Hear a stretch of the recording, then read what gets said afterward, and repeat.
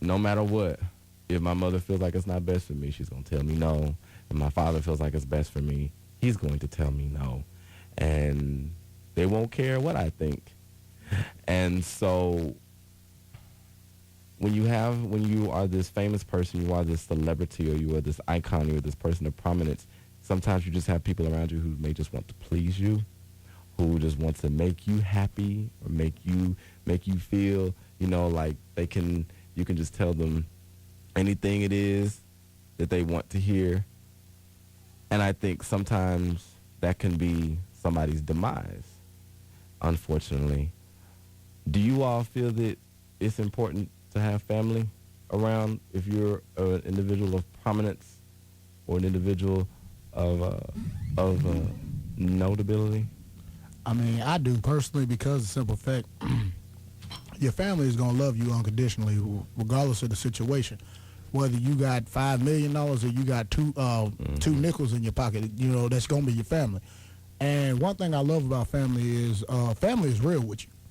They're not going to say nothing to make you feel better. Your family going to exactly tell you what they think and really care if you like it or disapprove of it. Like, case in point, okay, my brother, actually, he called me the other day, and he found out I was on the radio and everything.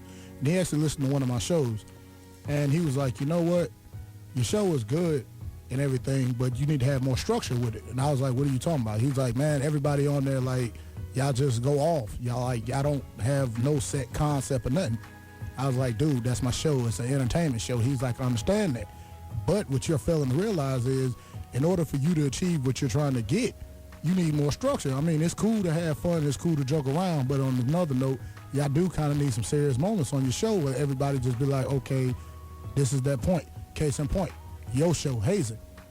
I actually fell in love with that show because of the simple fact you touched and you broke barriers that very few, if any of them, like myself included, I probably wouldn't said half the stuff you said on that show, but you said stuff that people needed to hear.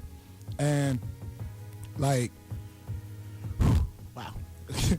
Get my thoughts back together. I understand. But, like, I mean, family is a powerful thing. And, when certain people get up into, like, that prominence or that famous and all that, people start to surround themselves around folks that they think are their friends. They're not really your friends. They just your friends because you got money. I don't want no person like that. My personal opinion, they one-way people, which means as long as you got money, they going to keep going your way the minute that money stops. So is that friendship. Like, that's a sometime friend. Your family is never seasonal. That's what I was getting at. You got friends in your life that's seasonal. They stay around for a while. When it's good, it's great. When it ain't, they're gone. Your family going to be there through the winter, the summer, the fall, the whole nine. Whether you're doing good or bad, your family's always going to have your back. And again, you need your family around because you need people to build you up and bring you down when you reaching that point where you untouchable.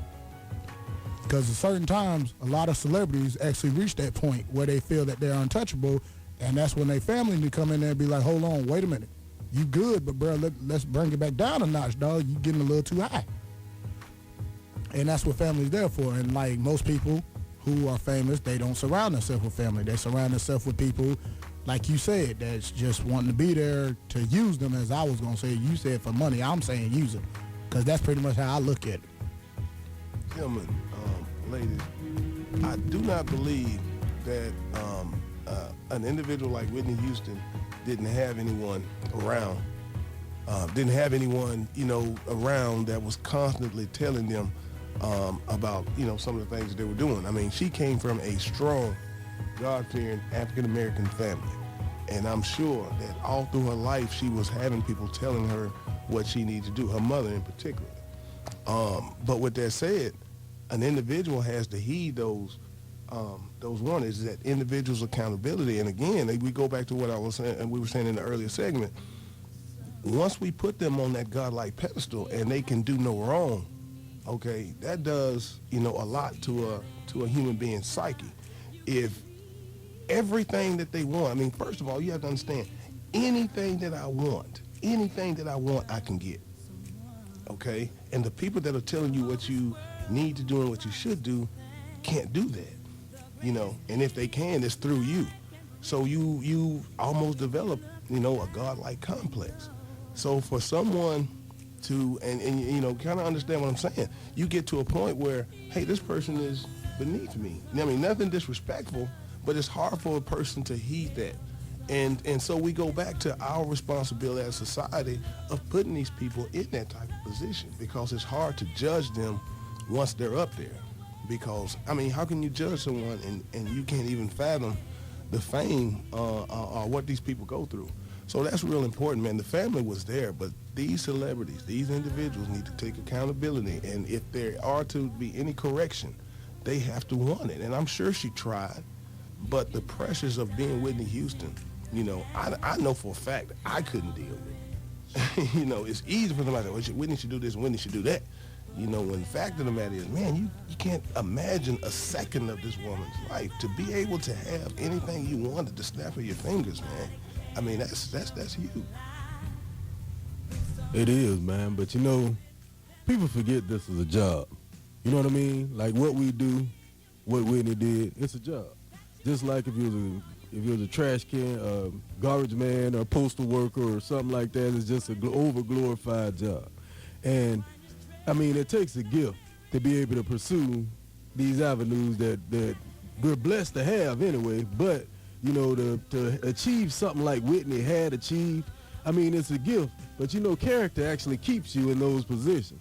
And if your character is flawed by some form of fashion, I mean, the media sees it and they feed off of negativity.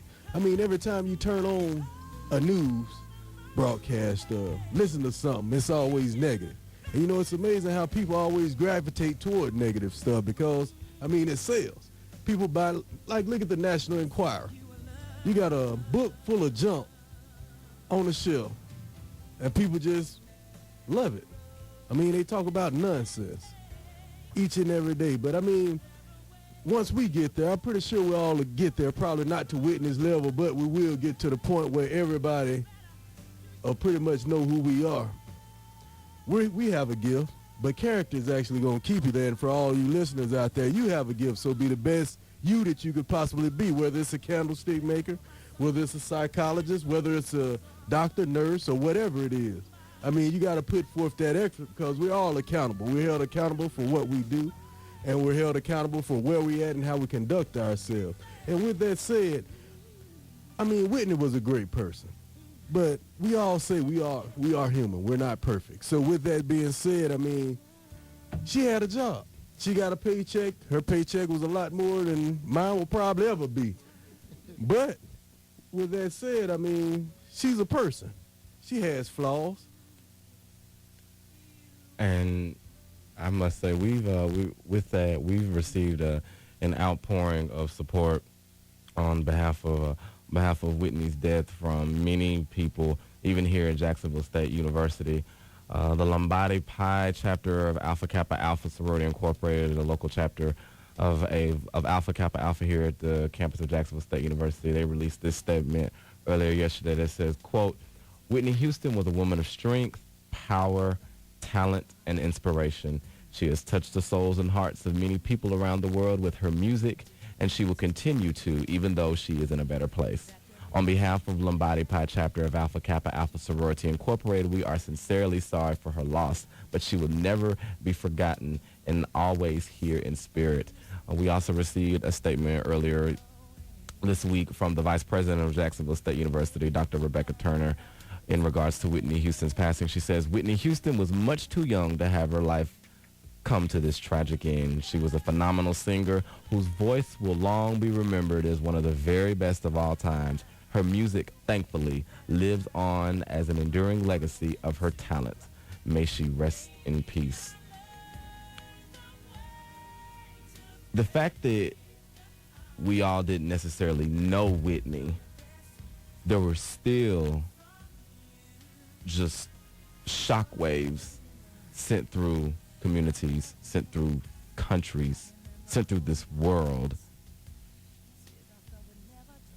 Shay, I want to get your advice on this just for a quick second. Being a psychology major, why do you think that people are so hurt by the death of someone, even crying in some instances, of somebody they did not know? Well, Michael Jackson. I didn't know Michael Jackson at all, and I'm a huge fan, and I cried. I think it's more because I think we relate to him. Whitney had a storyline for us.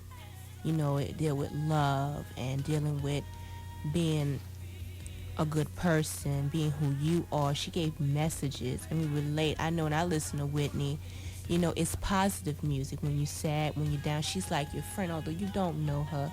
It's like a friend too, especially for people who are lonely and don't have anybody. A lot of people do go to music as a source of comfort. And, you know, Whitney was probably a comfort to everybody. It was a beautiful voice. You know, as everybody said, it was an iconic voice. You know, like I said, she gave songs just like The Greatest Gift of All, making you feel proud of yourself. I'm Every Woman for a woman, you know, feeling great about herself, you know, about love and relationships for a man and a woman, you know, just about relationships. She gave you everything you needed in a very positive manner. And although we didn't know her, everybody can relate to her, you know, her problems, you know, life and family, her battling her demons herself. We can all relate to that. And I think that's why at the end of the day, although we don't know them, we have sympathy for these people because sometimes they relate to us. And it's sad when somebody that tragic, not the tragic, something tragic happened like that to somebody who was very beautiful on the inside, because unfortunately, as we know, positive press doesn't work here. It doesn't work. When somebody is trying to do something positive, it's like for 5 minutes. CNN have all a bunch of stuff. They can be talking about squirrels on the trees, everything. When I see, only thing I see positive is for 5 minutes, somebody did something after that. Oh, let's talk about something. It's like a whole bunch of negativity. And like I said, at the end of the day, it's just more relate. Everybody can relate to her. You know what I'm saying? It's just a relate. You don't have to know nobody to relate, to feel sorry for. And you know, one thing that this reminds me of, and this is a lot of what the media was saying too, that deaths like these remind people of things such as Michael Jackson, the tragic, untimely death of Michael Jackson.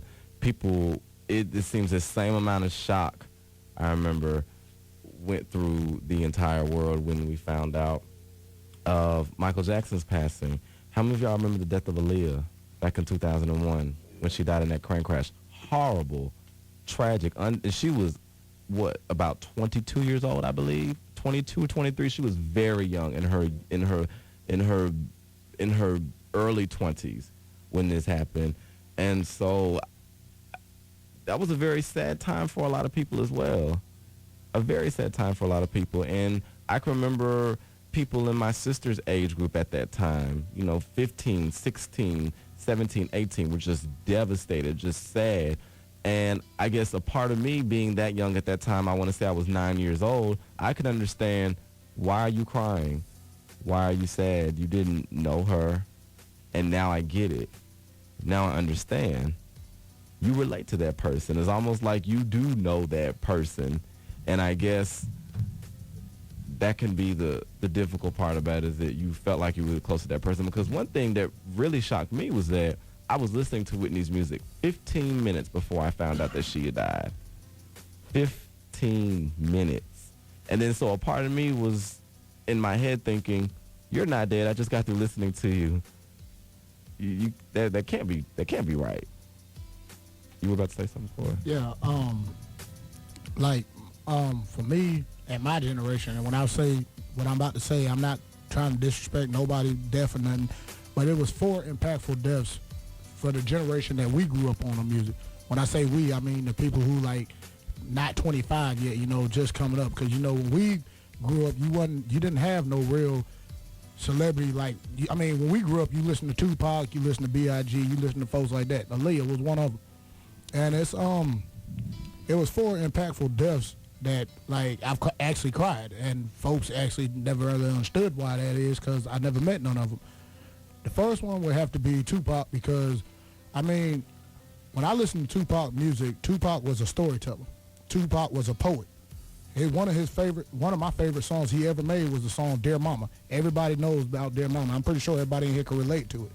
Like, when you heard that song, like, you just wanted to dedicate, like, after I heard it, me personally, I walked up and gave my mom a hug. Because, like, that was a song, like, when you just really wanted to be around your mom at that time. Aaliyah, when she passed, man, I can think of countless songs from her. One in a Million, Try Again, I mean, really, Come Back in One Piece featuring DMX. But my favorite one was her, was the last video that they shot of her. And I think it was called Rock the Boat. It was called Rock the Boat. Okay, yeah, It that was. one right there. And Where she was in the Bahamas. yeah, I like that video. Mm-hmm. But the main part about that video I actually loved was when she was in the water, the end of it. And they had her floating like she was going towards heaven. Mm-hmm. Like, that was my favorite part of that video. Not really because she had passed or nothing, but the favorite part of that because, like, Aaliyah she wasn't on the magnitude of, you know, Whitney Houston, but she was on her way. Mm-hmm. She was definitely on her way. She might have been the next one who